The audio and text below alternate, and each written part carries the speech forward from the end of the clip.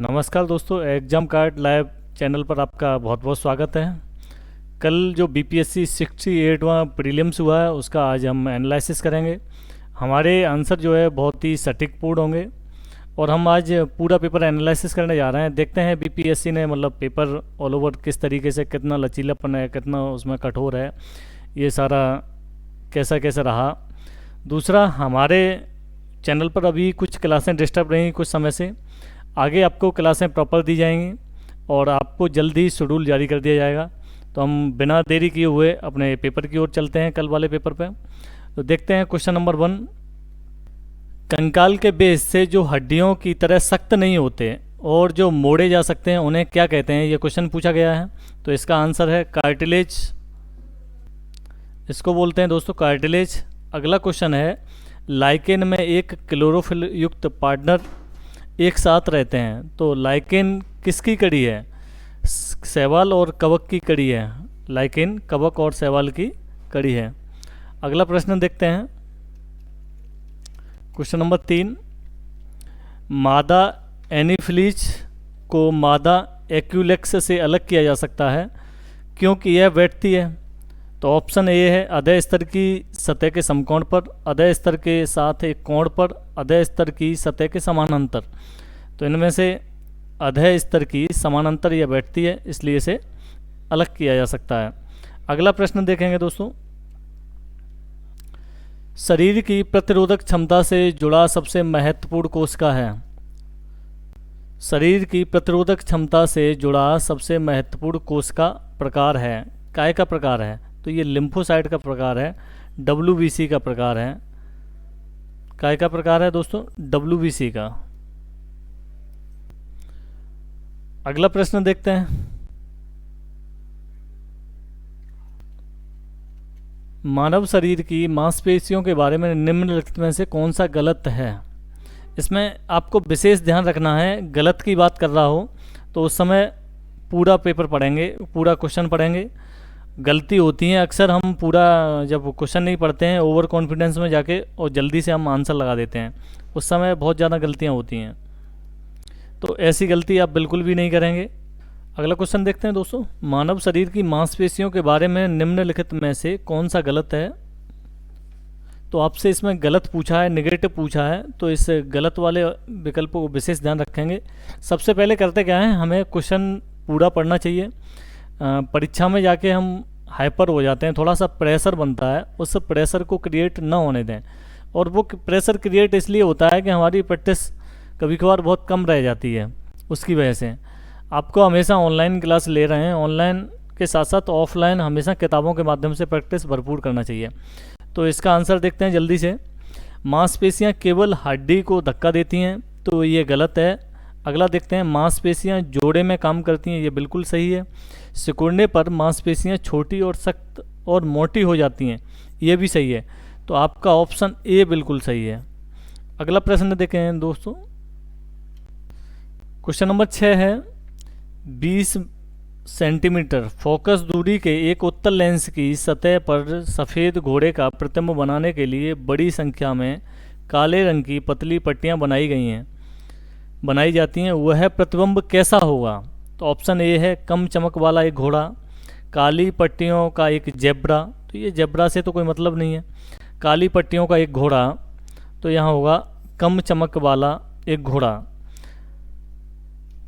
अगला क्वेश्चन देखते हैं 7वां, ध्वनि की तीक्ष्णता। यहाँ बात कर रहा है ध्वनि की तीक्ष्णता किसके द्वारा निर्धारित की जाती है?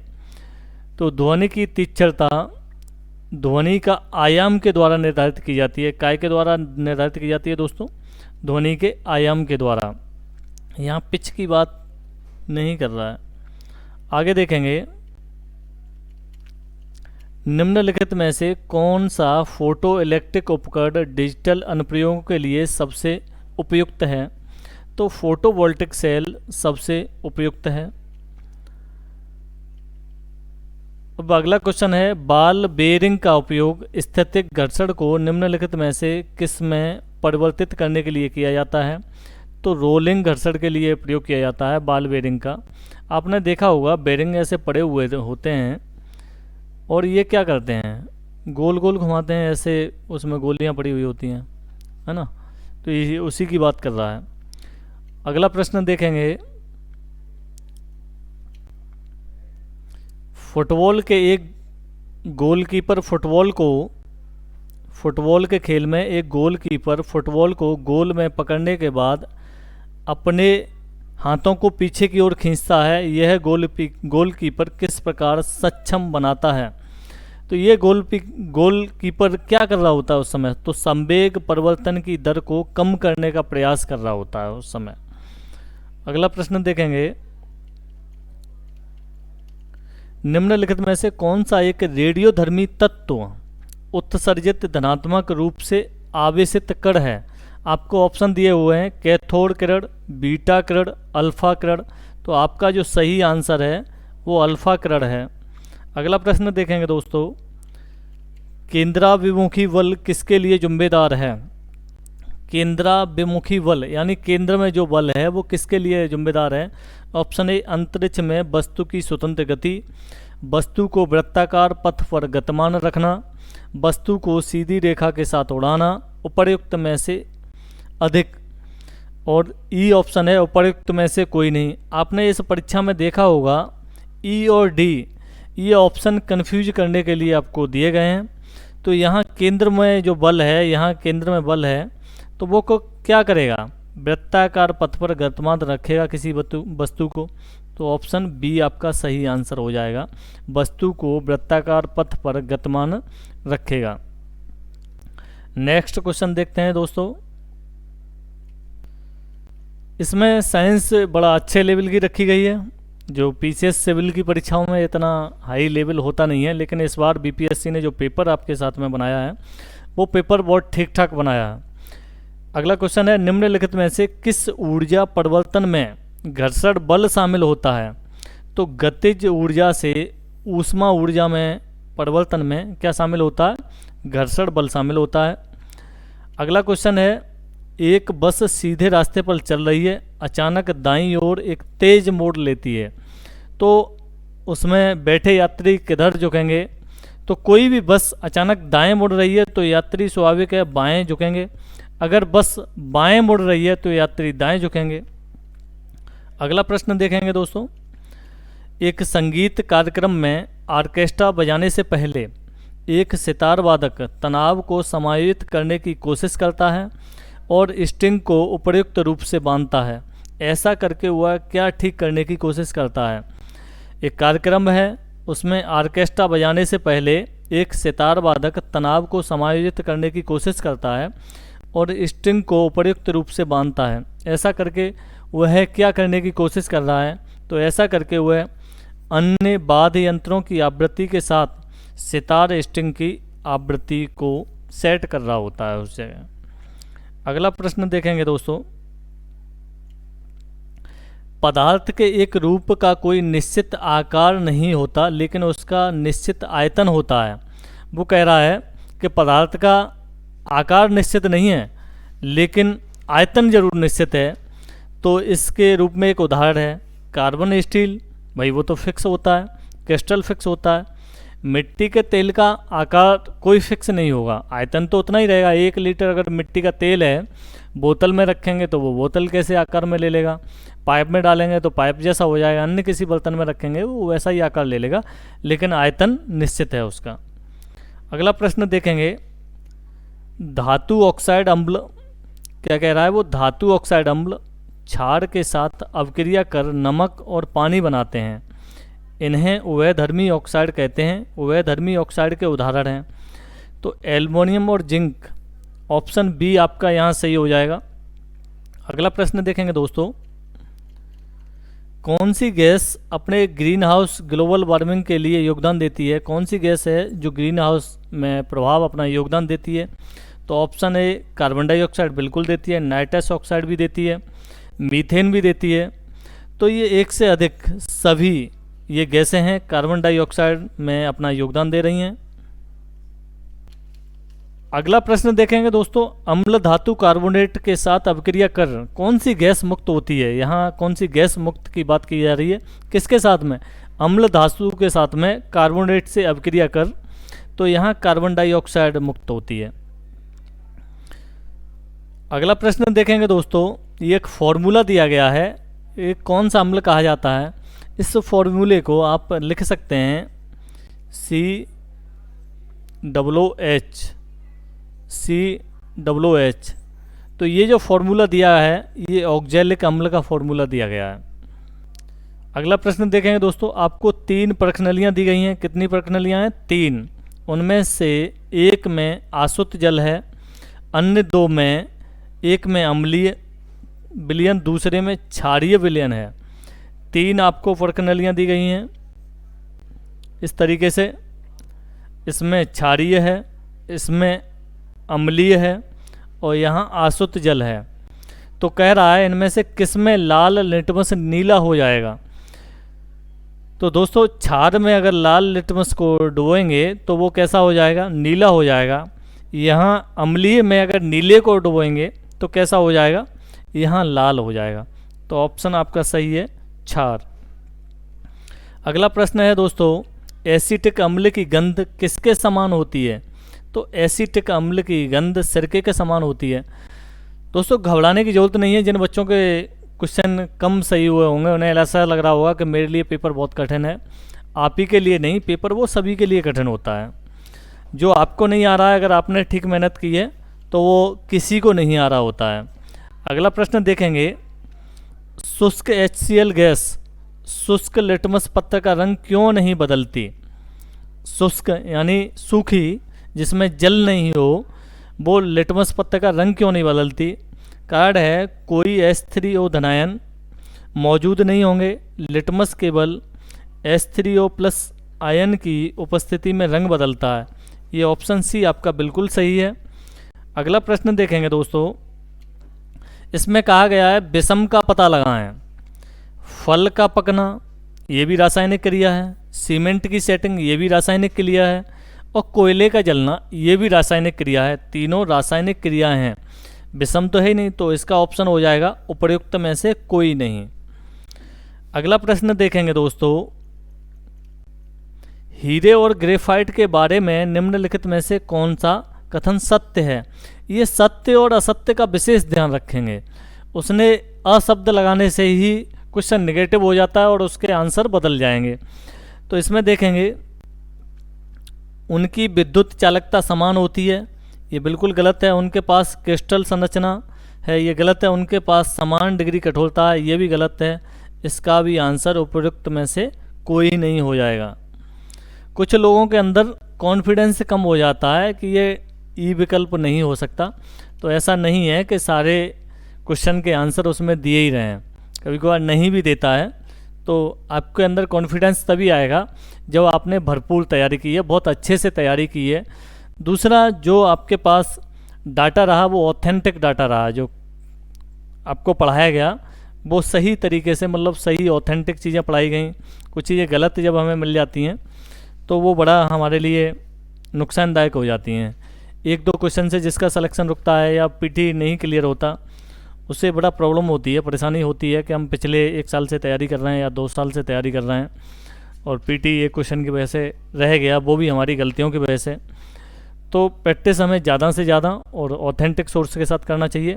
अगला प्रश्न देखते हैं, किसमें परिवर्तन के कारण रंध्र खुलते या बंद होते हैं? तो कोशिकाओं में न्यूक्लियस की स्थिति, कोशिकाओं की प्रोटीन संरचना, कोशिकाओं में पानी की मात्रा। तो हम जल्दी से थोड़ा सा आंसर एनालिसिस करने का प्रयास करेंगे कम समय लेते हुए। तो कोशिकाओं में पानी की मात्रा इसका आंसर है। अगला प्रश्न है, क्लोरोफिल सूर्य के प्रकाश के तरंग दैर्घ्य को अवशोषित करता है। तो लाल और नीला, ये ऑप्शन है ए।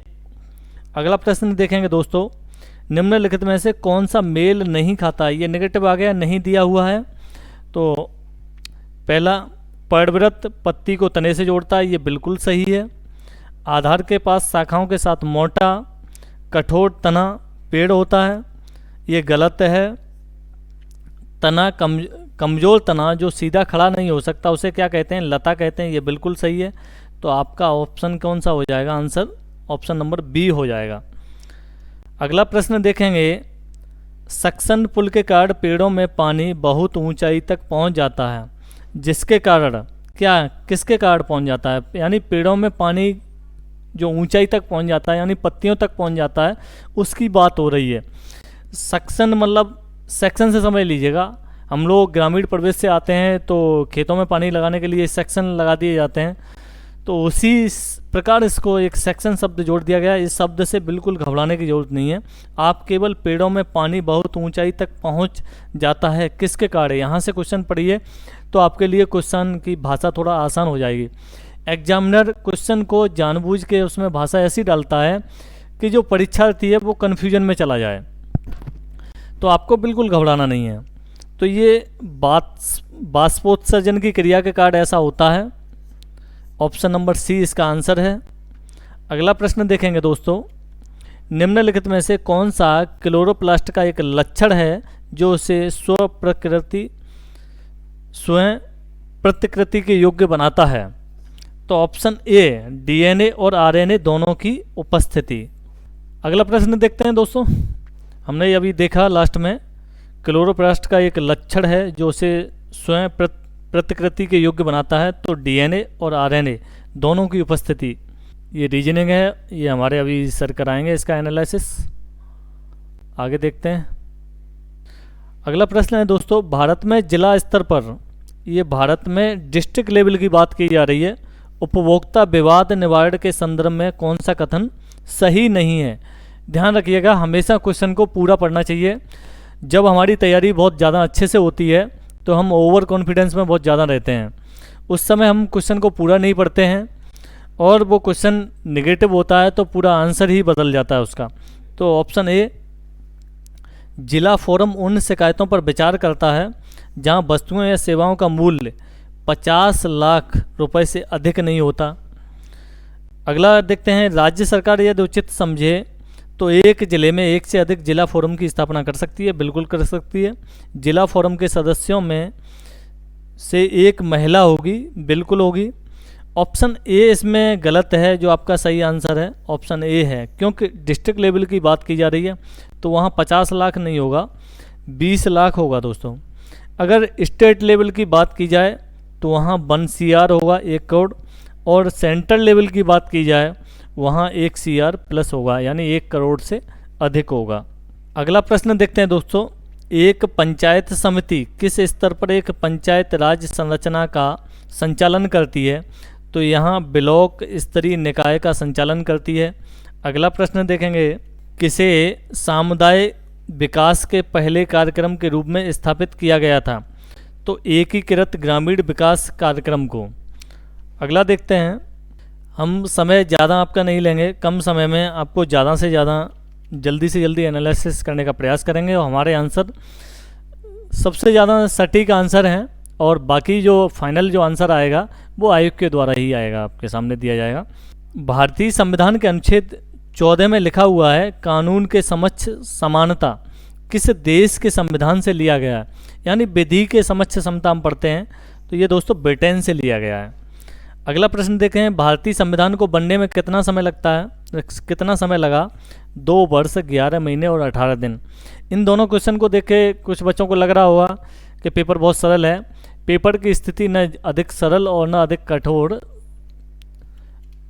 सही प्रवृत्ति है मतलब पेपर की, तो ज़्यादा घबराने की भी ज़रूरत नहीं है और ज़्यादा खुश होने की भी ज़रूरत नहीं है। जिनके क्वेश्चन ठीक ठाक हैं 150 में से जो 100 प्लस जा रहे हैं वो थोड़ा सा अपने आप को और ज़्यादा बेहतर करें और उन्हें उम्मीद भी होना चाहिए कि उनका हो जाना चाहिए। अगला प्रश्न देखते हैं, राज्य का मंत्रिपरिषद सामूहिक तौर पर किसके प्रति उत्तरदायी होता है। तो राज्य का मंत्रिपरिषद सामूहिक तौर पर विधानसभा के प्रति उत्तरदायी होता है।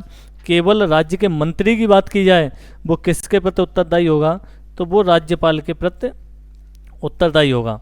यहीं केंद्रीय मंत्रिपरिषद की बात की जाए तो वो लोकसभा के प्रति सामूहिक तौर पर उत्तरदायी होगी। केंद्रीय मंत्री की व्यक्तिगत तौर पर बात की जाए कि किसके प्रति सामूहिक तौर पर उत्तरदायी होगा, तो वो वहाँ पर राष्ट्रपति के प्रति उत्तरदायी होगा।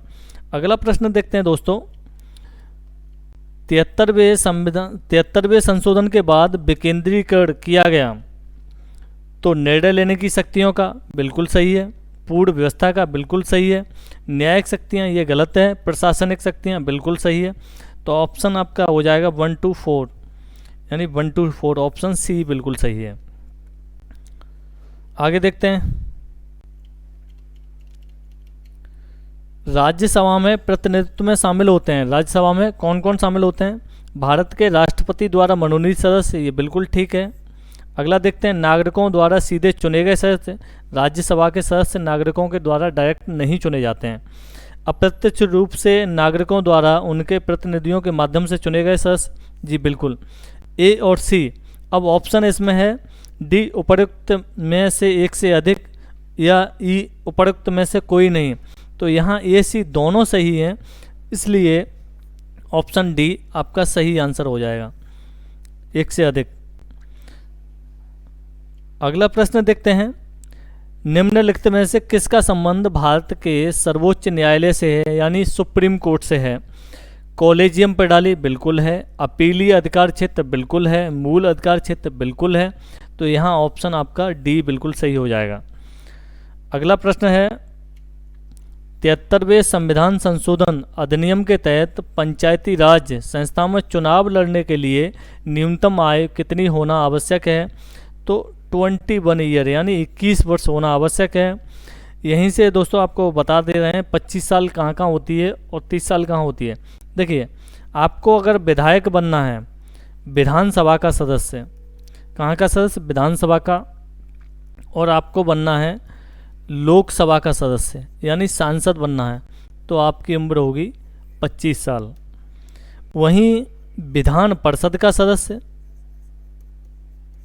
विधान परिषद का सदस्य और राज्यसभा का सदस्य, तो आपकी उम्र हो जाएगी बेटा 30 साल। कितना उम्र होना चाहिए? 30। आपको अगर बनना है राष्ट्रपति, उपराष्ट्रपति और राज्यपाल, इन तीनों के लिए आपकी उम्र हो जाएगी 35। मुझे उम्मीद है आज के बाद कोई भी प्रश्न एज वाला आएगा तो आप बिल्कुल आंसर सही देंगे। अब आपसे पूछता है कि मुख्यमंत्री बनने के लिए उम्र क्या होगी और प्रधानमंत्री बनने के लिए उम्र क्या होगी। हमने यहाँ मुख्यमंत्री और प्रधानमंत्री की बात नहीं की है। अच्छा, मुख्यमंत्री कौन होता है? विधानसभा का सदस्य मुख्यमंत्री बन सकता है और विधान परिषद का सदस्य मुख्यमंत्री बन सकता है। केवल क्वेश्चन ये पूछ रहा है कि मुख्यमंत्री बनने के लिए कम से कम उम्र सीमा क्या होगी, तो 25 हो जाएगी। वहीं कहे कि कोई व्यक्ति विधान परिषद का सदस्य मुख्यमंत्री बनता है तो उम्र कितनी होनी चाहिए कम से कम, तो वहाँ आंसर आपका 30 साल हो जाएगा। ऐसे ही बात प्रधानमंत्री की करें तो प्रधानमंत्री दोस्तों लोकसभा का सदस्य होता है, तो लोकसभा के सदस्य के लिए हमने उम्र की कितनी बात की है? 25। अगर आपको क्वेश्चन दो भाषाओं में देगा, क्वेश्चन कह रहा है कि प्रधानमंत्री बनने के लिए कम से कम उम्र क्या होगी, तो 25 वर्ष। अगर कह रहा है कि कोई भी व्यक्ति राज्यसभा का सदस्य है और अगर उसे प्रधानमंत्री बनाया जा रहा है तो कम से कम उम्र क्या होगी? 30 साल। तो इस तरीके से आप आंसर देंगे। अगला प्रश्न देखते हैं दोस्तों, ये एज वाला आज के बाद आप कभी क्वेश्चन नहीं भूलेंगे, मैंने सारी एज कवर करा दी है इसमें। ये क्वेश्चन नंबर 51 है, वर्ष 2020 और 22 के लिए सबसे कम महिला कार्यबल भागीदारी दर कितने प्रतिशत बिहार में दर्ज की गई? तो इस प्रश्न का आंसर हमें सटीक मिला नहीं है। अगर आप लोगों को किसी को मिले, अगर मालूम है तो हमें कमेंट बॉक्स में ज़रूर बताएं। जब तक सही आंसर हमें प्राप्त नहीं होगा तब तक हम आपको सजेस्ट नहीं करेंगे दोस्तों। अगला प्रश्न है क्वेश्चन नंबर 52, अधिकतम कर उद्योग किस जिले में है? तो ये बिहार स्पेशल का प्रश्न है, तो यहाँ पूर्णिया जिले में है। कौन से जिले में है? पूर्णिया। ऑप्शन नंबर सी आपका बिल्कुल सही आंसर हो जाएगा। अगला प्रश्न देखेंगे, ये जनसंख्या नगरीकरण से है। क्वेश्चन नंबर 53, केंद्रीय स्वास्थ्य एवं परिवार कल्याण मंत्रालय के द्वारा 24 नवंबर 2021 को प्रकाशित राष्ट्रीय परिवार सर्वेक्षण 5 के अनुसार बिहार के लिंगानुपात में काफ़ी अच्छा सुधार हुआ। तो बात कर रहा है 2015-16 में लिंगानुपात क्या था, ये खाली स्पेस है इसमें, और 2020-22 में बढ़कर क्या हो गया। आपसे पूछ रहा है कि 2015-16 में बिहार का लिंगानुपात था वो कितना था। 2015-16 में बिहार का लिंगानुपात 1062 था और 2020-22 में बढ़कर 1090 हो गया। तो आपका कौन सा ऑप्शन सही है? ऑप्शन बी सही है। अगला प्रश्न देखेंगे दोस्तों, बिहार आर्थिक सर्वेक्षण 21-22 के अनुसार, बिहार आर्थिक सर्वेक्षण 21-22 के अनुसार 2021-22 के अनुसार 2020-21 में बिहार के सकल राज्य घरेलू उत्पाद जीएसडीपी की वृद्धि दर कितनी रही है? प्राथमिक वस्तुओं का उत्पादन होता है, भाई कृषि से जुड़ा हुआ प्रदेश है तो स्वाभाविक है प्राथमिक वस्तुओं का उत्पादन अधिक होगा। तो ऑप्शन इसका डी सही है दोस्तों। अगला प्रश्न देखते हैं। अब जो अदर स्टेट के बच्चे होते हैं उन्हें ऐसा लगता है कि मतलब बिहार स्पेशल के प्रश्न ज़्यादा हैं। स्वाभाविक है, जिस स्टेट की परीक्षा है पीसीएस की है तो आपको वो राज्य के बारे में तो पढ़ना पड़ेगा, है ना। अगला प्रश्न देखते हैं। SEZ अधिनियम 2005 के उद्देश्य क्या हैं? अतिरिक्त आर्थिक गतिविधियों का उत्पादन, वस्तुओं और सेवाओं के निर्यात को बढ़ाना, रोजगार निर्माण। तो यहाँ ऑप्शन आपका बी सही है। ये तीनों जो कथन दिए गए हैं वो बिल्कुल सही हैं। कृषि विपणन प्रणाली में सुधार के लिए भारत सरकार द्वारा अपनाया गया नीतिगत उपाय क्या है? तो सार्वजनिक वितरण प्रणाली, पीडीएस बिल्कुल सही है। न्यूनतम समर्थन मूल्य, एमएसपी बिल्कुल सही है। बफर स्टॉक का रखरखाव ये गलत है। तो यहाँ ऑप्शन आपका डी सही हो जाएगा। अगला प्रश्न देखते हैं दोस्तों। किस समिति ने प्रतिस्पर्धा अधिनियम 2002 को अधिनियमित करने का सुझाव दिया? तो एसबीएस राघवन समिति ने यह सुझाव दिया। अगला प्रश्न देखते हैं। ये आपको मैचिंग का प्रश्न आया है। धूसर क्रांति, धूसर क्रांति का संबंध उर्वरक या फर्टिलाइजर से है। लाल क्रांति टमाटर और मांस से है। रजत क्रांति अंडे से है। गुलाबी तो आपने देखा होगा प्याज का छिलका ही गुलाबी होता है, जिसे नहीं मालूम है ये नॉर्मल क्वेश्चन है ये बिल्कुल। तो आपका आंसर बी यहाँ सही है। आपको केवल एक ही पता है धूसर क्रांति, उससे ही लग रहा है।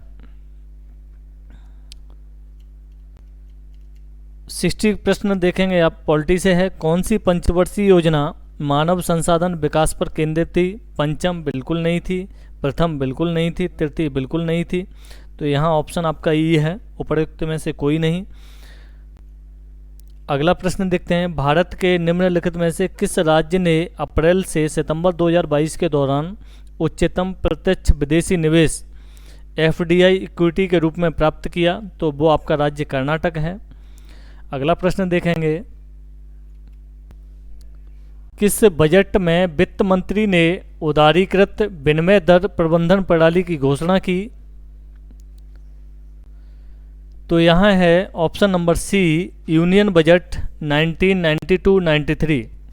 अगला प्रश्न देखेंगे। पंचवर्षीय योजना के उद्देश्य, पंचवर्षीय योजना के उद्देश्य निम्न में से कौन से थे? विकास, आधुनिकीकरण, आत्मनिर्भरता, साहित्य। साहित्य से कोई लेना देना नहीं है।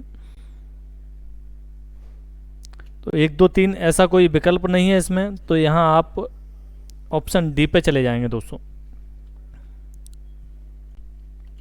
गरीबी रेखा को निर्धारित करने के लिए कौन सा संगठन सर्वेक्षण करता है? तो आपका नीति आयोग है।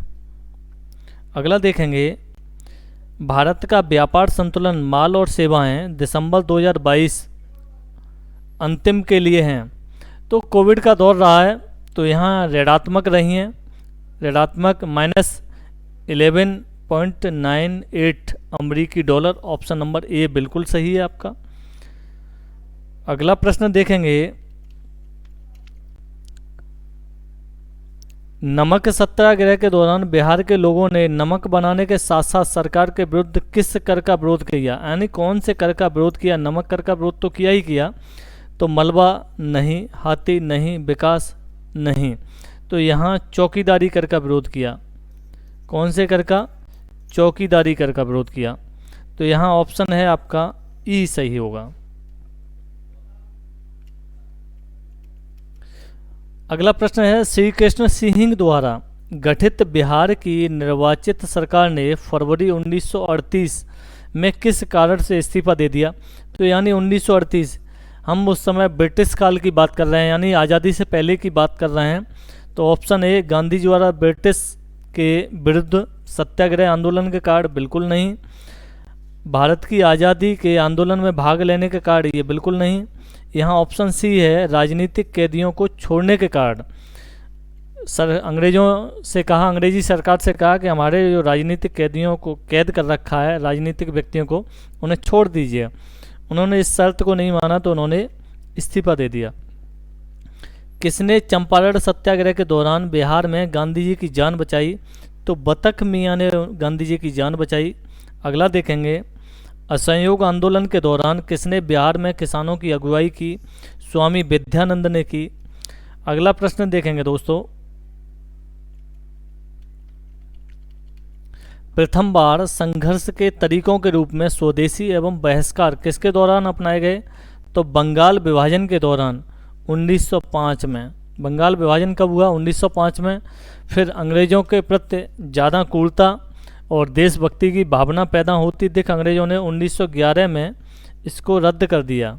1911। दोस्तों अभी हम क्वेश्चन देख रहे थे 70।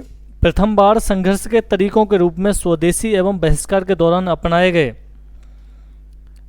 पहली बार सही स्वदेशी और बहिष्कार किसके दौरान अपनाए गए थे? तो बंगाल विभाजन के दौरान अपनाए गए थे। बंगाल का विभाजन कब हुआ?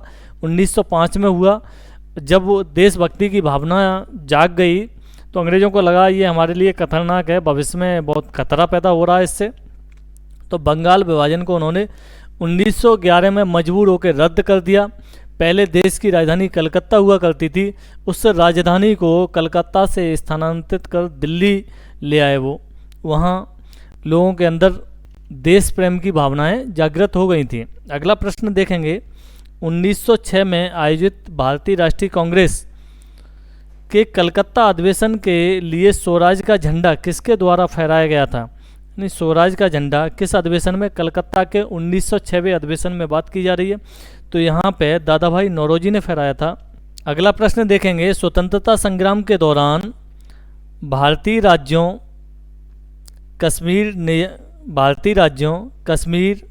निजाम के हैदराबाद, त्रावणकोर आदि जैसे भारतीय शासकों द्वारा शासित राज्यों में एक स्थानांतर आंदोलन शुरू किया, उनका क्या नाम था? तो उस आंदोलन का नाम था प्रजामंडल आंदोलन। अगला प्रश्न देखेंगे दोस्तों, भारतीय स्वतंत्रता संग्राम के बारे में निम्न में से कौन सा कथन सही नहीं है? ये आपसे पूछ रहा है, ये नेगेटिव क्वेश्चन बना दिया। तो आपको हमेशा पूरा प्रश्न पढ़ना है और धैर्यतापूर्वक उसका आंसर देना है, कॉन्फिडेंस के साथ आंसर देना है। तो ऑप्शन ए पढ़ते हैं, वर्ष 1921 में महात्मा गांधी को गिरफ्तार कर लिया गया, यही गलत है ऑप्शन ए। तो आपका आंसर हो जाएगा ऑप्शन ए। अगला प्रश्न देखेंगे दोस्तों, अबुल कलाम आज़ाद के द्वारा किस पत्रिका को संपादित किया गया? तो अल हिलाल को संपादित किया गया। अगला प्रश्न देखेंगे, 19वीं शताब्दी के अंत में इतिहास के अध्ययन ने भारत में राष्ट्रीयता की भावना पैदा करने में किस प्रकार मदद की? 19वीं शताब्दी की बात की जा रही है। तो यहाँ देखते हैं, ब्रिटिश शासन के तहत दयनीय स्थितियों को बदलने और संघर्ष करने के लिए लोगों को आग्रह किया, बिल्कुल किया। इतिहास की पुनर्व्याख्या करके और अंग्रेजों द्वारा भारतीयों को पिछड़ा, आदिम और खुद प्रशासन करने में असमर्थ के रूप में चित्रित करने का खंडन करके, नहीं ये गलत है। भारत के गौरवशाली अतीत के बारे में लिखकर और लोगों से उनकी उपलब्धियों पर गर्व करने का आग्रह करके। तो यहाँ ऑप्शन डी सही हो जाएगा दोस्तों। अगला प्रश्न देखेंगे, नगरों में असहयोग आंदोलन के संबंध में निम्नलिखित में से कौन सा कथन सही नहीं है? ये भी नेगेटिव प्रश्न है। हमेशा मैं आपको वही सलाह दूंगा, न या नहीं का प्रयोग, अ या असत्य का प्रयोग, ये दोनों बातें आप विशेष ध्यान रखेंगे किसी भी परीक्षा को देने जा रहे हैं। आंदोलन में केवल उच्च जातियों और अमीरों ने भाग लिया। मद्रास की, ये गलत है, सभी ने भाग लिया। मद्रास की जस्टिस पार्टी द्वारा काउंसिल के चुनावों का बहिष्कार किया गया, बिल्कुल नहीं किया गया। हजारों छात्रों ने सरकारी नियंत्रण वाले स्कूलों को छोड़ दिया। प्रधानाध्यापकों और शिक्षकों ने इस्तीफा दे दिया। वकीलों ने अपनी प्रैक्टिस छोड़ दी। ये महात्मा गांधी जी ने असहयोग आंदोलन के लिए आह्वान किया, तो लोगों ने अपने अपने सरकारी नौकरियां छोड़ दी, छात्रों ने पढ़ना छोड़ दिया। तो यहाँ आपका ऑप्शन ए सही हो जाएगा। 1 और 2 दोनों गलत हैं। अगला प्रश्न देखेंगे दोस्तों। एक सन्यासी जो फिजी में एक गिरमिटिया मजदूर के रूप में काम करने के बाद उस जिले में अपनी पीठ पर तुलसीदास रामायण की एक प्रति लेकर आया था, जिससे वह ग्रामीण श्रोताओं को छंद सुनाता था। यहाँ जिस किसान नेता का जिक्र है वह कौन है? तो यहाँ बाबा रामचंद्र के बारे में बात की जा रही है। ऑप्शन ए आपका सही होगा। ऑल इंडिया हरिजन संघ की स्थापना, ये प्रश्न का आंसर आप केवल हरिजन शब्द से ही दे सकते थे। 1932 में किसके द्वारा की गई? तो हरिजन शब्द महात्मा गांधी के द्वारा। तो यहाँ ऑल इंडिया हरिजन संघ की स्थापना 1932 में किसने की?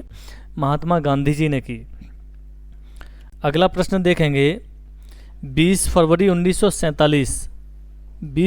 1947 को प्रधानमंत्री एटली ने भारत से ब्रिटिश शासन को कब तक वापस लेने की घोषणा की? तो अगस्त 1947 तक वापस लेने की घोषणा की। अगला देखेंगे। स्वराज दल की स्थापना बिहार में किसके द्वारा की गई? स्वराज दल की स्थापना बिहार में श्री कृष्ण के द्वारा की गई। आगे देखते हैं। जिन बच्चों का पेपर ज़्यादा अच्छा नहीं हुआ उन्हें घबराने की ज़रूरत नहीं है। 69th बीपीएससी का पेपर भी जल्द आ रहा है। जब हमारा पेपर कोई ख़राब होता है या बहुत अच्छा होता है तो हमारा अच्छा होगा तो 2-4 दिन हम ज़्यादा खुश रहते हैं और मोटिवेट रहते हैं, और फिर उसके बाद में धीरे धीरे उसी संतुलन में आ जाते हैं जैसे पहले थे। तो जिनके पेपर अच्छे हुए हैं उन्हें मेंस के लिए प्रिपेयर हो जाना चाहिए। साथ में 69th बीपीएससी का भी ख्याल रखना चाहिए। और जिनके पेपर ख़राब हुए हैं उन्हें डिमोटिवेट होने की बिल्कुल आवश्यकता नहीं है। अगला जो प्री फिर से आ रहा है उसके लिए अभी से तैयारी शुरू कर देना चाहिए, और उस जब पेपर दे के आएँ तो उसी दिन कह दें कि आज मेरा पीटी बिल्कुल क्लियर है। इतना कॉन्फिडेंस उनके अंदर आ जाना चाहिए। अगला देखते हैं। इनमें से किसने हुमायूं को यह प्रस्ताव दिया कि यदि उसे बंगाल पर अधिकार करने दिया गया तो वह बिहार को समर्पित कर देगा और 10 लाख दीनार की वार्षिक श्रद्धांजलि अर्पित करेगा? तो ये शेर खान ने। ये किसने कहा? शेर खान ने। अगला देखेंगे। विक्रमशिला विश्वविद्यालय की बात की है, किसने स्थापित किया? तो धर्मपाल ने किया। ये पाल वंश के संस्थापक भी हैं। इनमें से बिहार के प्रथम राज्यपाल की बात की गई है बेटा, तो यहाँ जो नाम दिया गया है सर जेम्स डेविड शिफ्टन, तो ये ब्रिटिश कालीन राज्यपाल पूछे गए हैं, या हो सकता है जब ऑप्शन आए, जब आयोग आंसर की दे तो ई को भी मान सकता है। यहाँ क्लियर नहीं है। वैसे जो नाम दिया गया है पहले बिहार के ब्रिटिश कालीन राज्यपाल, तो Sir James David Sifton, option B माना जाना चाहिए। अब आयोग की आंसर की के बाद ये क्लियर होगा कि क्या मानते हैं। अगला प्रश्न देखते हैं। Mahatma Gandhi and Bihar some reminiscences के लेखक कौन थे? तो डॉक्टर राजेंद्र प्रसाद जी थे, जो भारत के, हमारे देश के पहले राष्ट्रपति हुए। बिहार का सबसे पुराना गिरजाघर कौन सा है? तो पादरी की हवेली। अगला प्रश्न देखते हैं। दिवंगत अभिनेता मुकुंद लाल गांगुली, जिन्हें उनके मंचीय नाम अशोक कुमार से जाना जाता है, उनका जन्म बिहार में किस शहर में हुआ? तो उनका जन्म बिहार के भागलपुर जिले में हुआ। किस शहर में? भागलपुर में हुआ। प्राचीन काल में गंगा के दक्षिण क्षेत्र को क्या कहा जाता था? तो अनर्थ कहा जाता था। अगला प्रश्न देखेंगे। भारतीय उपमहाद्वीप में लोहे का प्रयोग कब शुरू हुआ? तो दोस्तों यहाँ आंसर हैं 9000 वर्ष पूर्व, 12000 वर्ष पूर्व, 6000 वर्ष पूर्व। ये सभी गलत हैं। यहाँ भारतीय उपमहाद्वीप की बात की जा रही है। तो 1000 BC के आसपास लोहे की खोज भारत में होती है, वो अतरंजी खेड़ा। अतरंजी, खेड़ा, ये जगह यूपी के एटा में पड़ती है। यहाँ पे लोहे की खोज 1000 BC के आसपास हुई। तो यहाँ जो ऑप्शन हो जाएगा आपका उपर्युक्त में से कोई नहीं, ई ऑप्शन सही हो जाएगा। दूसरी शताब्दी के आसपास रचित संस्कृत के शिलालेख के अनुसार सुदर्शन झील एक कृत्रिम जलाशय की मरम्मत किसने कराई है? तो ये रुद्रदमन ने कराई है, ऑप्शन सी सही है। अगला देखेंगे, झांसी के पास देवगढ़ का मंदिर और इलाहाबाद के पास गढ़वा मंदिर में बनी मूर्तियां किस कला के महत्वपूर्ण अवशेष हैं? किस कला के महत्वपूर्ण अवशेष हैं? मौर्य कला, गुप्त कला, राष्ट्रकूट। तो ये गुप्त कला के अवशेष हैं दोस्तों। अगला प्रश्न देखेंगे, निम्नलिखित में से किस युद्ध में मुख्य विरोधियों का सही उल्लेख नहीं है? ये नेगेटिव पूछा गया है। हल्दी घाटी का युद्ध, महाराणा प्रताप और अकबर, पानीपत का युद्ध, बाबर और इब्राहिम लोदी, ये सही हैं। पानीपत का द्वितीय युद्ध, टीपू सुल्तान और मराठा, ये गलत है। अगला प्रश्न देखते हैं, दिल्ली सल्तनत के दौरान मुकद्दम या चौधरी पद का इस्तेमाल किन के लिए किया जाता था? तो मुकद्दम चौधरी गांव के सरपंच भी होते थे और राजस्व के अधिकारी को भी कहा जाता था। यहाँ जो ऑप्शन हो सकता है डी ऑप्शन सही होना चाहिए। अब ये आयोग की आंसर की के बाद कंफर्म होगा कौन सा सही माना है।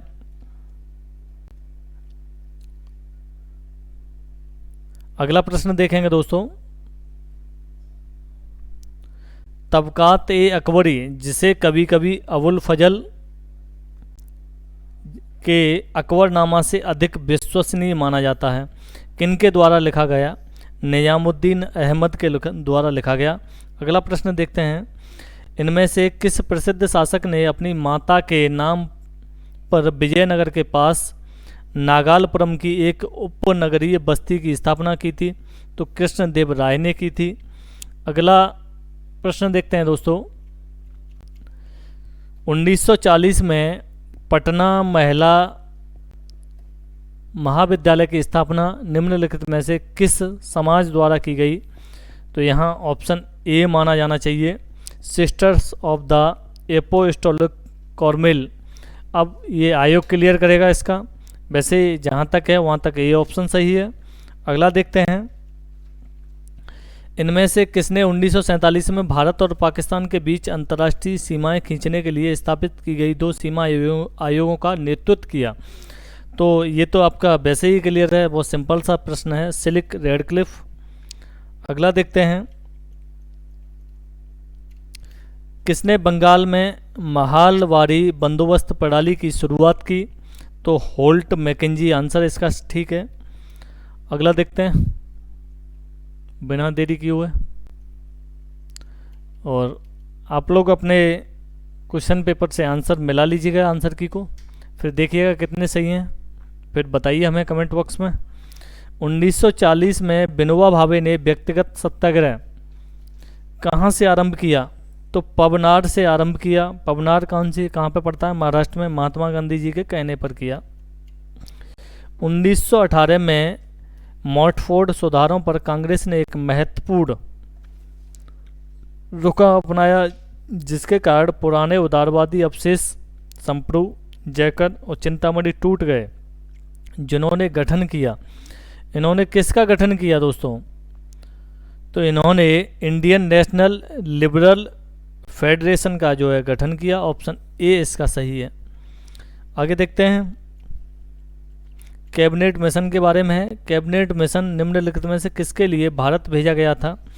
तो बिना देरी किए हुए इसका आंसर दूसरा सही है, सत्ता के हस्तांतरण के लिए एक संवैधानिक व्यवस्था तैयार करने के लिए। यहाँ ऑप्शन आपका सी सही हो जाएगा। आगे देखते हैं दोस्तों, पहला तैरता हुआ सौर ऊर्जा संयंत्र बिहार में किस स्थान पर बनाया गया? तो कदीराबाद, दरभंगा में बनाया गया। आगे देखेंगे, वर्ष 19 और 20 के आर्थिक सर्वेक्षण के अनुसार किस जिले की प्रति व्यक्ति आय सबसे कम है? तो बिहार का शिवहर जिला, उसकी आय सबसे कम मानी गई है। अगला है 2021 के लिए नीति आयोग SDG रिपोर्ट के अनुसार बिहार राज्य का स्कोर कितना रहा? 100 में से 52 रहा। आप देख सकते हैं कितना पुराना करंट पूछा गया है, 2021 वाले आंकड़े आपसे पूछे गए हैं। तो हमेशा करंट सिविल के पेपर में अब इससे लगता है कि 2 साल का 2.5 साल का तैयार करना चाहिए। वैसे 1 साल से काम चल जाता था, 1 ईयर का पूरा पूछा जाता था।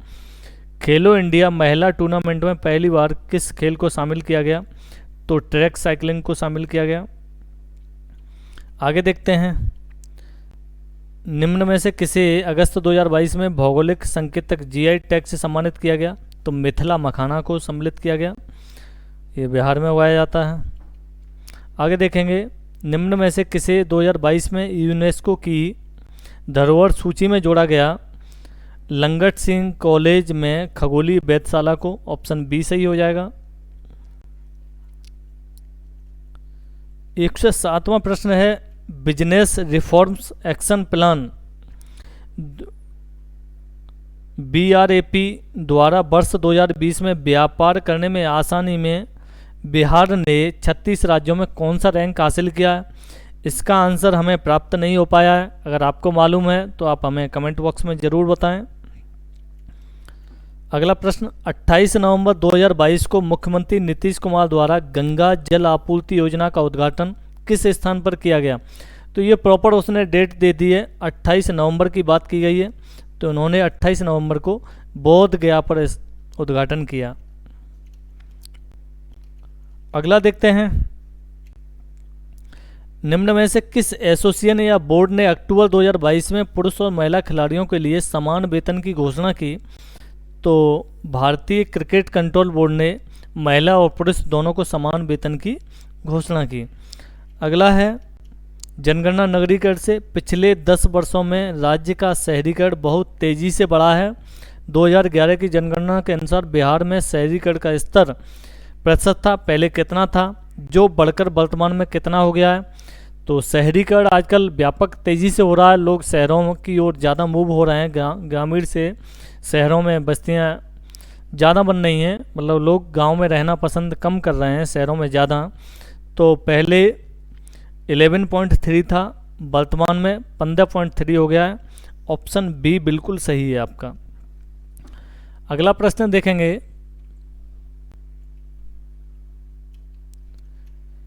निम्न में से किस केंद्रीय मंत्रालय ने हाल ही में 2022 में युवा 2.0 का शुभारंभ किया? तो ये शिक्षा मंत्रालय ने किया। अगला प्रश्न देखेंगे, गृह मंत्रालय ने नवंबर 2022 को देश की कितनी भाषाओं की फील्ड वीडियोग्राफी के साथ भारतीय मातृभाषा सर्वेक्षण MTSI कार्य को पूरा किया? तो आपसे कितनी भाषाओं की कौन संख्या पूछी है? ऑप्शन ए सही है, 576। अगला देखेंगे, निम्न में से किस समिति ने जनवरी 2026 से 1 जनवरी 2026 से पूर्ण मूल्य निर्धारण स्वतंत्रता की रिपोर्ट करते हुए गैस मूल्य निर्धारण एक रिपोर्ट प्रस्तुत की? यानी आजकल गैस के दाम बहुत ज़्यादा बढ़ रहे हैं, इसके लिए एक समिति का गठन होगा, तो रिपोर्ट प्रस्तुत करेगी। तो वो एक समिति है किरीट पारिक समिति, इसने गैस मूल्यों के निर्धारण की बात की है। अगला है, ये स्वच्छता सर्वेक्षण से लिया गया है। किस शहर को स्वच्छ सर्वेक्षण 2022 के अनुसार 5 सितारा कचरा मुक्त शहर रैंक से सम्मानित नहीं किया गया? यानी ये क्वेश्चन नेगेटिव है। तो आप देखेंगे नवी मुंबई बिल्कुल किया गया है, इसको सूरत किया गया, भोपाल किया गया, इसका ऑप्शन डी हो जाएगा, उपर्युक्त में से कोई नहीं। आगे देखेंगे दोस्तों, क्वेश्चन है, प्रधानमंत्री ने निम्नलिखित में से किस स्थान पर पहला ग्रीनफील्ड हवाई अड्डा जिसका नाम है डोनी पोलो हवाई अड्डा? प्रधानमंत्री ने निम्न में से किस स्थान पर पहला ग्रीनफील्ड हवाई अड्डा जिसका नाम है डोनी पोलो हवाई अड्डे का उद्घाटन किया अभी हाल ही में? ये पूर्वोत्तर भारत में किया है। तो कहाँ किया? ईटानगर में। ईटानगर कहाँ? अरुणाचल प्रदेश। आगे देखेंगे,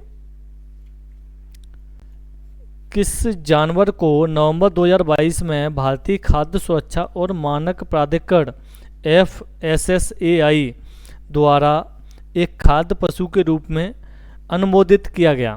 तो ये पहाड़ी राज्यों में कौन सा है? हिमालय याक। ऑप्शन बी सही है। भारत का पहला फ्लोटिंग वित्तीय साक्षरता शिविर हाल ही में इंडिया पोस्ट पेमेंट बैंक द्वारा निम्न में से किस स्थान पर आयोजित किया गया? तो ये जम्मू कश्मीर में श्रीनगर में आयोजित किया गया। आगे देखते हैं दोस्तों,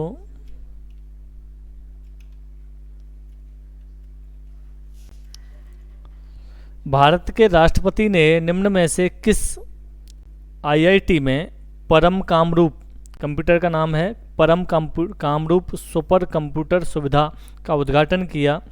तो ये किया गुवाहाटी में, गुवाहाटी असम। आगे देखेंगे, नेक्स्ट प्रश्न है 8 अक्टूबर 2022 को मनाए गए 90वें भारतीय वायुसेना दिवस पर 80 वायुयानों के घंटे भर हवाई प्रदर्शन निम्न में से किस स्थान पर आयोजित किए गए? देखिए, इस प्रश्न में ही अगली परीक्षाओं के लिए कई सारे प्रश्न बन सकते हैं। भारतीय वायुसेना दिवस कब? 8 अक्टूबर 2022, पहला प्रश्न।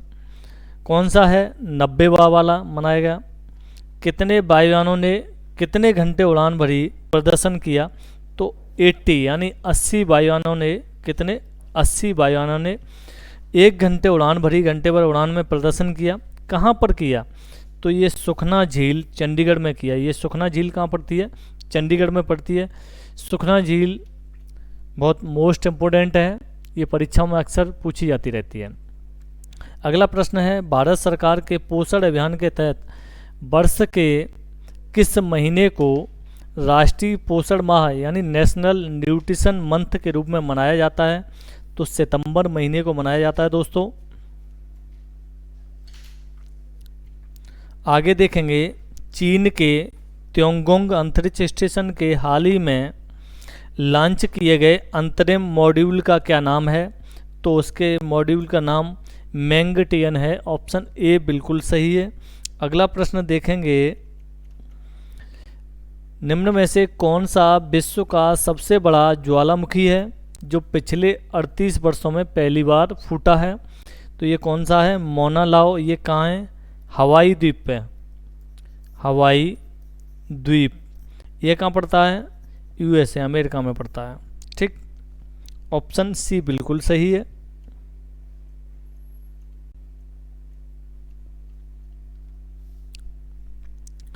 क्वेश्चन नंबर 123 देखेंगे, इनमें से किसे हाल ही में अनेक उनके उपन्यास the 7 moons of Maali Almeida 2022 का बुकर पुरस्कार मिला है? क्वेश्चन कह रहा है, इनमें से किसे हाल ही में उनके उपन्यास the 7 moons of Maali Almeida के लिए 2022 का बुकर पुरस्कार मिला है? तो सेहान करुणा तिलक को मिला है। ऑप्शन ए सही है। अगली परीक्षाओं में ये प्रश्न जो पूछा जाएगा तो वहाँ जो है उनके उपन्यास का नाम पूछ लिया जाएगा कि इनके उपन्यास का ये नाम दे दिया जाएगा, सेहान करुणा तिलक। इन्हें जो है बुकर 2022 का बुकर पुरस्कार मिला है। इन्होंने कौन सा उपन्यास लिखा है? तो ये ध्यान रखेंगे आप। अगला देखेंगे, विश्व अंतरिक्ष सप्ताह 2022 की थीम क्या थी? ऑप्शन ए अंतरिक्ष और निरंतरता। ऑप्शन ए आपका बिल्कुल सही आंसर है। अगला प्रश्न देखेंगे दोस्तों, निम्न में से किस लेबोरेटरी ने से दिसंबर 2022 में एक ऐतिहासिक नाभिकीय संलयन सफलता का दावा किया?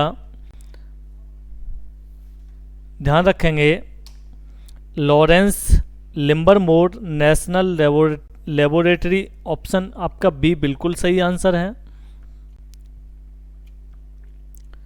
कोलिंस डिक्शनरी का bird of the year, Collins dictionary का बर्ड ऑफ द ईयर 2022 निम्न में से कौन सा है? परमाक्राइसिस। ऑप्शन बी बिल्कुल सही आंसर है इसका। आगे देखेंगे, किस देश ने सेनेगल के साथ मिलकर COP27 के दौरान अंतर्राष्ट्रीय सूखा लचीलापन गठबंधन का शुभारंभ किया? तो स्पेन ने किया है दोस्तों। आगे देखेंगे, भारत में पहली बार किस देश के दूतावास ने निहोंसू के लिए जीआई टैग के लिए आवेदन किया था? तो जापान ने किया था दोस्तों। निहोंसू नाम से पता चल रहा है कि ये जापान का ही नाम हो सकता है। आगे एक प्रश्न, अगला प्रश्न देखेंगे, निम्न में से किस अंतरिक्ष एजेंसी ने यह घोषणा की उसने अपने एक्यूलेस अंतरिक्ष यान को आगे बढ़ाने के लिए भाप का सफलतापूर्वक उपयोग किया? तो ये शब्द दिया, तो ये जाक्सा यानी जापान से जुड़ा हुआ है। जापान की अंतरिक्ष एजेंसी का नाम ही जाक्सा है दोस्तों। अक्टूबर 2022 में लॉन्च किए गए टेस्ला ह्यूमनॉइड रोबोट का क्या नाम है? जो टेस्ला कंपनी ने ह्यूमनॉइड रोबोट लॉन्च किया उसका नाम क्या है? तो ऑप्टिमस नाम है उसका। अगला प्रश्न देखेंगे, ऑप्शन बी आपका बिल्कुल सही है। भारत के निम्नलिखित में से किस राज्य की सीमा बिहार में अधिकतम जिलों से लगती है? यानी बिहार की सीमा, नीचे ऑप्शन दिए गए हैं, किस राज्य से अधिक लगती है? तो बिहार की सीमा पश्चिम बंगाल के 3 जिलों से लगती है, उत्तर प्रदेश 8, झारखंड 8। यहाँ ऑप्शन हो जाएगा डी सही, उपयुक्त में 1 से अधिक। अगला प्रश्न देखेंगे दोस्तों, निम्न में से कौन सा भागलपुर से मिर्जा चेवकी की ओर रेल मार्ग में बिहार का अंतिम रेलवे स्टेशन है? इस प्रश्न का हमें आंसर बिल्कुल क्लियर स्पष्ट नहीं हो पाया है। अगर आप लोगों को पता है तो हमें कमेंट बॉक्स में ज़रूर बताएं। अगला प्रश्न देखते हैं, बिहार में खनिज उत्पादन के संदर्भ में निम्नलिखित में से कथनों पर विचार कीजिए। ऑप्शन ए है रोहतास में पायराइट का सर्वाधिक भंडार, बिल्कुल सही है। चूना पत्थर कैमूर, मुंगेर एवं रोहतास जिलों में पाया जाता है, ये बिल्कुल सही है। जमुई जिले में सोने के भंडार पाए जाते हैं, बिल्कुल सही है। 44% सोने के भंडार पाए जाते हैं। अब बारी आती है कौन सा ऑप्शन सही है? 1, 2, 3 किसी में नहीं है, तो ऑप्शन डी सही हो जाएगा, 1 से अधिक।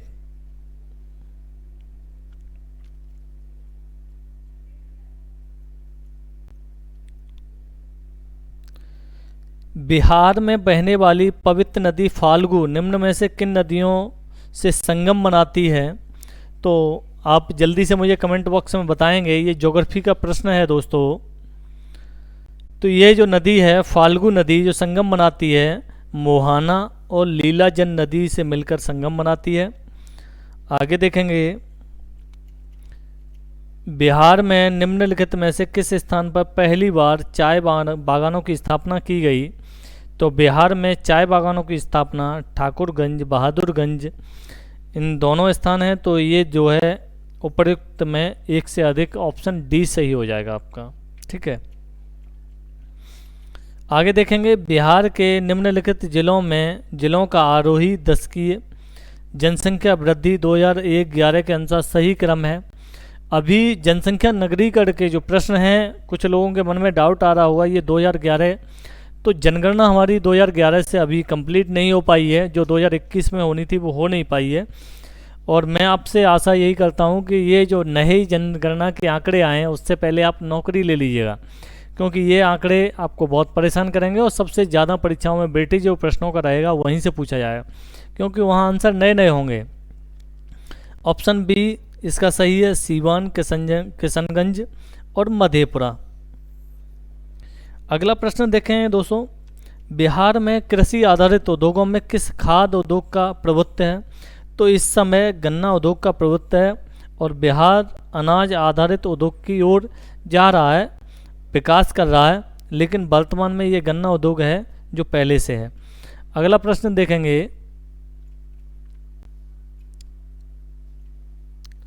अटाक में अपनी पहाड़ी यात्रा के अंत में सिंधु नदी अफगानिस्तान की किस नदी से जुड़ती है?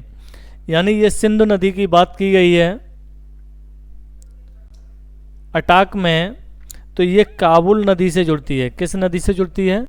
काबुल नदी से जुड़ती है। अगला प्रश्न देखेंगे, निम्न में से कौन सा विश्व में सुप्रचारित वन्यजीव अभियान है जिसे 1973 में शुरू किया गया, 1973। तो 1973 से आपको याद आना चाहिए प्रोजेक्ट टाइगर। कौन सा शुरू किया गया था? Project tiger.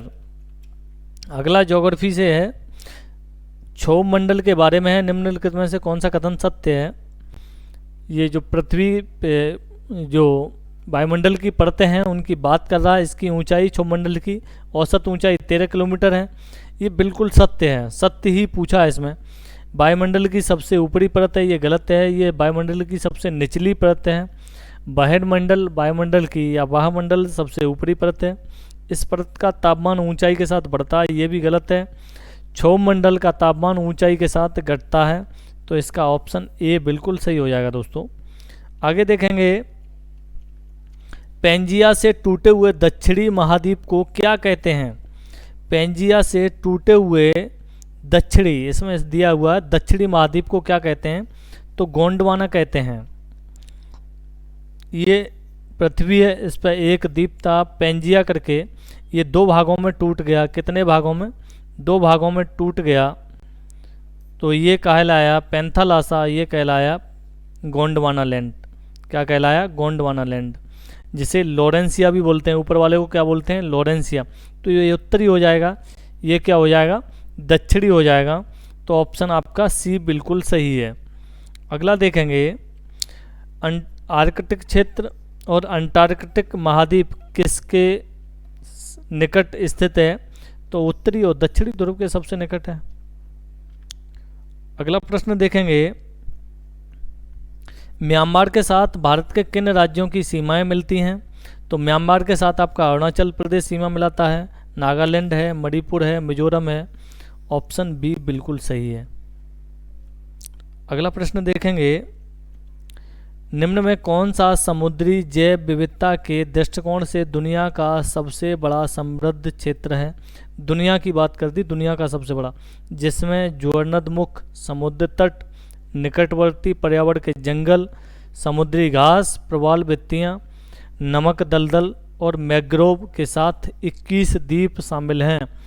तो इस इतनी सारी बातों से आपको अपने आप क्वेश्चन का आंसर मिल जाता है। तो ये मन्नार की खाड़ी बायो रिजर्व स्फीयर की बात कर रहा है। कौन सी बात कर रहा है? मन्नार खाड़ी बायोस्फीयर रिजर्व की बात कर रहा है। ऑप्शन बी आपका बिल्कुल सही है। कोपेन की वर्गीकरण योजना के अनुसार उत्तर प्रदेश और बिहार किस प्रकार के जलवायु प्रदेश में आते हैं? तो CWG में आते हैं। ऑप्शन बी आपका बिल्कुल सही है। भारत की क्षेत्रीय सीमा तट से कितने समुद्री मील किलोमीटर तक समुद्र की ओर फैली है? यहाँ उसने एक शब्द लगा दिया है दोस्तों, क्षेत्रीय सीमा। तो यहाँ ऑप्शन पहले देख लेते हैं, 10 समुद्री मील, 16 समुद्री मील, ये दोनों गलत हैं। ऑप्शन सी 12 समुद्री मील, ऑप्शन सी बिल्कुल सही है। किसी भी देश की समुद्री सीमा 3 होती हैं, एक 12 समुद्री मील, दूसरा 24, तीसरा 200। कितना? 200 समुद्री मील। तो यहाँ क्षेत्रीय दे दिया, क्षेत्रीय में 12 हो जाएगा। ऑप्शन ए सही है। आगे देखेंगे,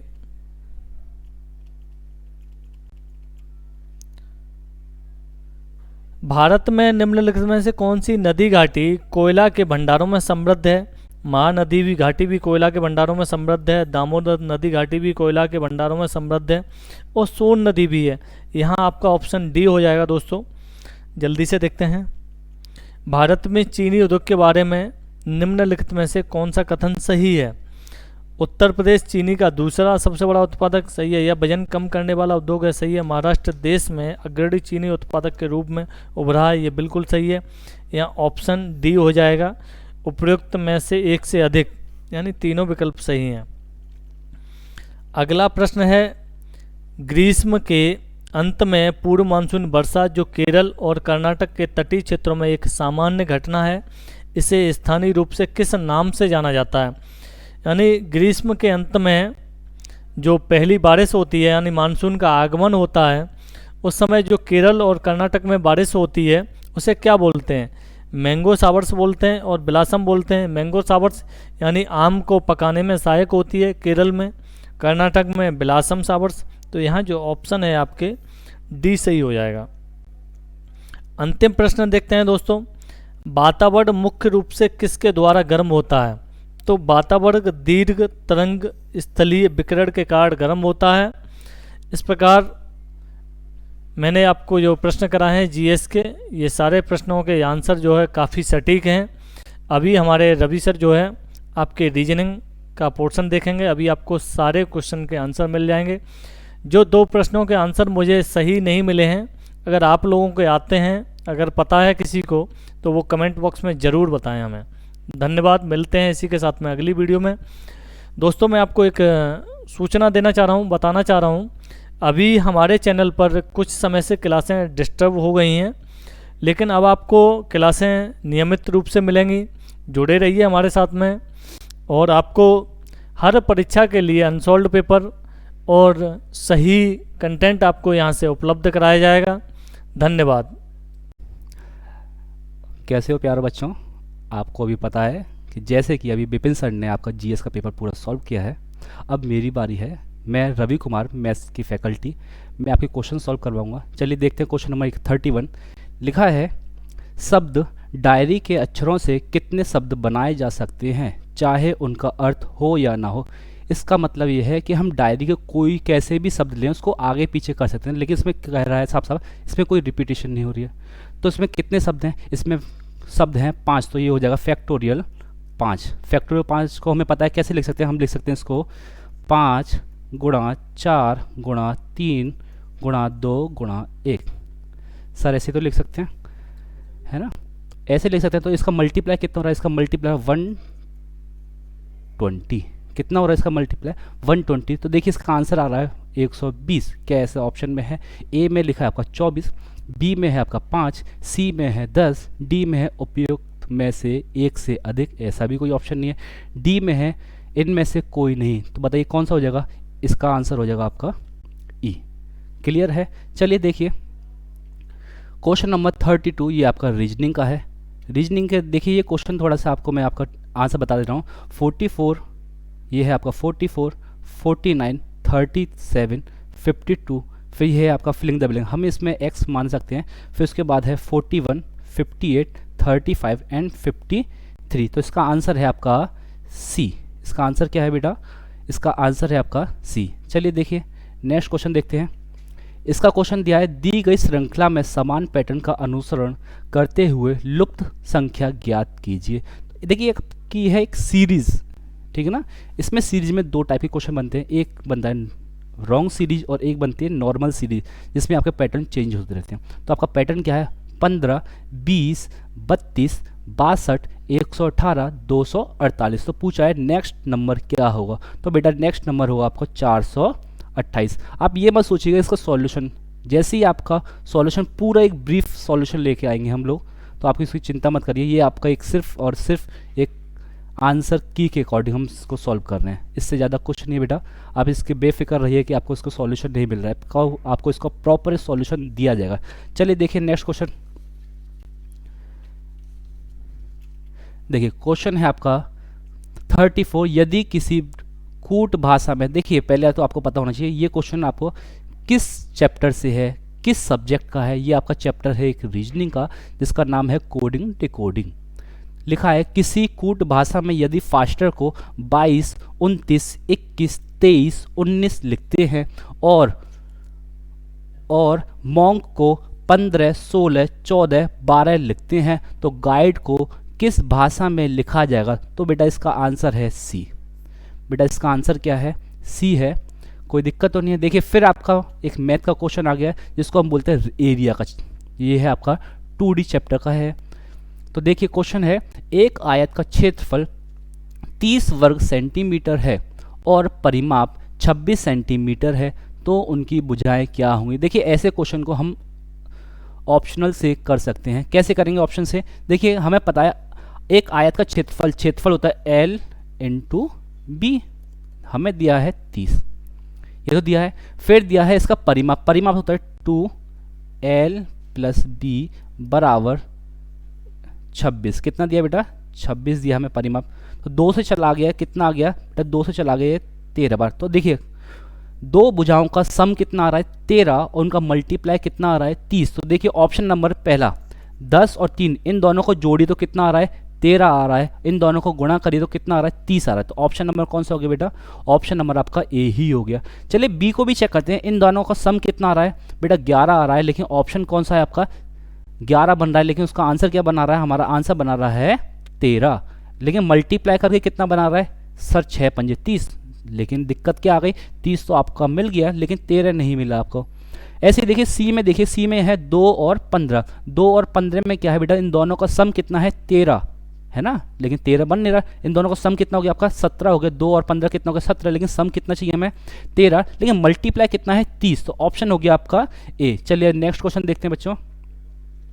क्वेश्चन है, एक दुकानदार किसी वस्तु पर 10% की छूट देता है जिसका अंकित मूल्य 400 रुपये है। आपको पता होना चाहिए अंकित मूल्य पर ही डिस्काउंट दिया जाता है। जब अंकित मूल्य पर डिस्काउंट दिया जाता है तो वो आपकी क्या बनती है सर, वो आपकी बनती है सेलिंग प्राइस, या और मेरी बनेगी कॉस्ट प्राइस, क्योंकि मैं उस वस्तु को खरीद रहा हूँ, मैं उस वस्तु को खरीद रहा हूँ तो मेरी क्या बनी वो कॉस्ट प्राइस। लेकिन मान लो मैं उस वस्तु को बेच रहा हूँ तो उसके लिए क्या बन गई, तो मेरे लिए वो बनी सेलिंग प्राइस, उनके लिए बन गई वो कॉस्ट प्राइस। तो देखिए 400 रुपये पे डिस्काउंट दे रहा हूँ, कितना डिस्काउंट दे रहा हूँ 10% का डिस्काउंट दे रहा हूँ। तो 10% का डिस्काउंट देने के बाद मेरे पास कितनी वैल्यू बची सर, मेरे पास बची 90%। तो 90% में निकाल लूँ तो ये आपका आ गया 360 रुपये, ये तो आ गया 360 रुपये। फिर कह रहा है 10% का जीएसटी बिल दे रहा हूँ। अब देखिए ये जो बात है जीएसटी की, ये जीएसटी मेरी जेब से जाएगा ना कि दुकानदार की जेब से जाएगा, क्योंकि जीएसटी तो मैं फिल कर रहा हूँ ना। तो अब बताइए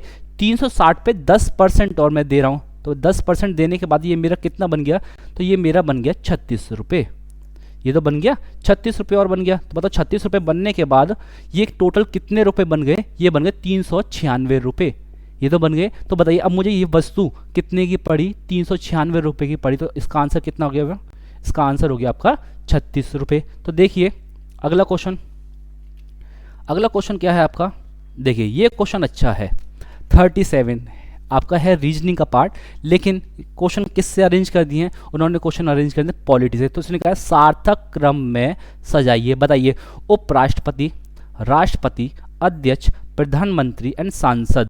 तो बताइए इन पांचों में सबसे पहले कौन आते हैं, तो इन पांचों में सबसे पहले आते हैं आपके राष्ट्रपति। कौन आते हैं आपके राष्ट्रपति, ये तो आते हैं पहले आपके राष्ट्रपति आते हैं। फिर कौन आता है, राष्ट्रपति के बाद आते हैं आपके उपराष्ट्रपति। कौन आते हैं आपके उपराष्ट्रपति। अच्छा उपराष्ट्रपति के बाद कौन आते हैं, याद रखिए हमेशा राष्ट्रपति, उपराष्ट्रपति, फिर प्रधानमंत्री। तो कौन आते हैं इसके बाद, प्रधानमंत्री आते हैं। फिर प्रधानमंत्री किसकी अध्यक्षता करते हैं, पूरे अपने जो सांसद हैं, जिसके जो एमपी वगैरह जितने भी हैं तो वो हो गए। तो अब कौन आ गए, अध्यक्ष हो गए। कौन हो गए, अध्यक्ष। बाद में कौन हो गए आपके सांसद बताइए। तो ऐसा क्रम कौन सा है, 2 1 4 3 5, ऐसा क्रम देखिए कौन सा बन रहा है, 2 1 4 3 5। ऑप्शन नंबर है आपका सी। तो कौन सा बन रहा है आपका, ऑप्शन नंबर सी। चलिए देखिए नेक्स्ट क्वेश्चन देखते हैं। क्वेश्चन है ये बहुत अच्छा क्वेश्चन है, रेशमा अपनी संपत्ति का 1/4 है ना, मान लीजिए उसकी संपत्ति है 100 रुपये मान लीजिए, या 100 रुपये मान लीजिए, 100 रुपये है उसकी संपत्ति। कितना भाग उसको दे रहा है, ट्रस्ट को कितना दे रहे हैं, ये ट्रस्ट को दे रहे हैं 1/4 भाग। तो बताइए मैंने कितना भाग दे दिया, 1/4 भाग दे दिया मैंने, ये तो है। तो मेरे पास अब बचा कितना सर, मेरे पास बचा अब 3/4 भाग बचा, ये तो बचा। ठीक है सर, अब क्वेश्चन ये है, अब यही संपत्ति, बची हुई संपत्ति में 3 भागों में बराबर बराबर बांट रहा हूँ। 3 भाग मतलब मेरे 3 बच्चे हैं, मैं उनको बराबर बराबर भागों में दे रहा हूँ। तो इसको देखो बराबर बराबर भागों में दिया, तो बताइए बराबर बराबर 1/4, 1/4 और 1/4 कैसे हुआ। तो भाई 3 भाग की वैल्यू कितनी है, 3/4, तो 1 भाग की वैल्यू कितनी होगी, 1/4। तो बताइए प्रत्येक बच्चे को मिलने वाली संपत्ति कितनी होगी, 1/4 होगी। तो आंसर क्या होगा इसका, बी। कोई दिक्कत, 38 का आंसर पता चल गया, ऑप्शन नंबर बी है। अगला देखिए, देखिए क्वेश्चन नंबर 39। देखिए क्वेश्चन पूछा उसने, कौन सा कथन सत्य है। चलिए अच्छा, कौन सा कथन असत्य है। तो बेटा इस चीज पे ध्यान देना है, असत्य पूछ रहा है कि सत्य पूछ रहा है, इस चीज पे बहुत ध्यान देना है, असत्य है कि सत्य है। चलिए चेक करते हैं, पहले चेक कर लो कौन कौन से सही हैं, जो बच जाए वो सत्य हैं। चलिए प्रत्येक वर्ग एक समचतुर्भुज होता है, क्या ऐसा है, हाँ सर ऐसा है। वर्ग क्या होता है आपका, जिसकी 4 भुजाएं बराबर हों, जिसकी 4 भुजाएं आपकी बराबर हों। और क्या होता है, इसमें वर्ग में हमेशा 90 डिग्री का कोण बनता है। ठीक है सर। समचतुर्भुज क्या होता है सर? समचतुर्भुज में भी चारों भुजाएं क्या होती हैं सर? समचतुर्भुज में भी चारों भुजाएं समान होती हैं। तो बताइए ये क्या हो गया? ये तो आपका ऑप्शन नंबर ए बिल्कुल सही है, लेकिन हमें चेक करना है गलत। चलिए, प्रत्येक वर्ग एक आयत है, क्या ऐसा हो सकता है? हाँ सर, हो सकता है, लेकिन सर दिक्कत ये है आयत की दो भुजाएं समान होती हैं और दो भुजाएं अलग होती हैं, जिसकी लंबाई लंबाई बराबर, चौड़ाई चौड़ाई बराबर। लेकिन वर्ग में क्या होता है सर? चारों भुजाएं बराबर हैं। क्या हम ऐसा कर सकते हैं? हाँ, हम ऐसा कर सकते हैं। हमने वर्ग लिया, उसी के बगल में एक और वर्ग लगा दिया, तो ये अब देखिए, अब ये क्या बन गया? ये पूरा आपका आयत बन गया। ये मैंने ए, तो ये बन गया बेटा 2a, इसको हमने बोला लंबाई। तो बताइए ये दो वर्ग को जोड़कर क्या बन गया? एक आयत बन गया। तो ये भी बात सही है, तो ये क्या हो गया? बी भी सही हो गया, है ना। अभी हमारा क्या देखना है? अभी हमें देखना है असत्य वाला पार्ट चेक करना है। हमें क्या चेक करना है? असत्य वाला पार्ट चेक करना है। फिर लिखा है प्रत्येक समचतुर्भुज एक समांतर चतुर्भुज होता है। देखिए ऑप्शन नंबर सी चेक करना है, प्रत्येक समचतुर्भुज एक समांतर चतुर्भुज होता है। क्या ऐसी बात है? हाँ है। समचतुर्भुज वही आ गई, चारों भुजाएं समान, चारों भुजाएं समान। ये ए। अच्छा, समांतर चतुर्भुज कहता है, ये होता है एक पतंग टाइप का, मतलब थोड़ा सा इसको झुका लीजिए। इसमें कंडीशन आती है इसकी चारों भुजाएं समान है, तो भाई जब कंडीशन ही बन रही तो ये भी सही हो गया। तो इसमें से क्या हो गया? कौन सा असत्य? कोई भी गलत नहीं है, सब क्या है? सही है। तो इसमें ऑप्शन नंबर हो गया आपका ई। कोई दिक्कत तो नहीं है बच्चों। चलिए देखिए, अब आपका क्वेश्चन 40। देखिए इस क्वेश्चन में थोड़ा सा डाउट है, ठीक है ना। इस क्वेश्चन में थोड़ा सा डाउट है, अगर इसका आयोग सही करना चाहेगा तो इसका ऑप्शन कुछ भी नहीं है, लेकिन हमें क्या करना है? इसमें हमें ऑप्शन नंबर डी लगाना है, नन ऑफ दिस, क्योंकि इसका जो आंसर आ रहा है वो नन ऑफ दिस आ रहा है। कोई दिक्कत तो नहीं है बेटा। तो आपने देखा कि आपके पूरे 150 क्वेश्चन कंप्लीट हो गए हैं, जिसकी आपके आंसर की बहुत अच्छी तरीके से बिल्कुल सटीक आपको बताई गई है। ऐसा नहीं है कि आपका 2-3 क्वेश्चन आयोग के अकॉर्डिंग गलत हो जाए, ऐसी कोई नॉर्मल बातें हैं। ये आयोग क्या चाहता है, क्या नहीं चाहता है, ये आयोग की संभावना है कि आयोग उस क्वेश्चन में क्या डालना चाह रहा है। क्योंकि क्वेश्चन में 2 आंसर होते हैं, हमेशा मोस्टली 2 आंसर रहते हैं, तो आयोग देखेगा वो क्या है क्या नहीं है। आप इसको बेफिक्र रहिए, और आपका 90 अगर स्कोर जा रहा है तो आप अपनी तैयारी करिए, और जो बच्चों का पेपर अच्छा नहीं हुआ है वो आने वाले एग्ज़ाम में अपनी तैयारी और दबा के करिएगा। तो आप इस चीज़ को बेफिक्र रहिए। तो नमस्कार प्यारे बच्चों, आप सबकी क्लासें अब कंटिन्यूटी कराई जाएंगी, आप इसकी चिंता ना करिए। चलिए ठीक है बच्चों।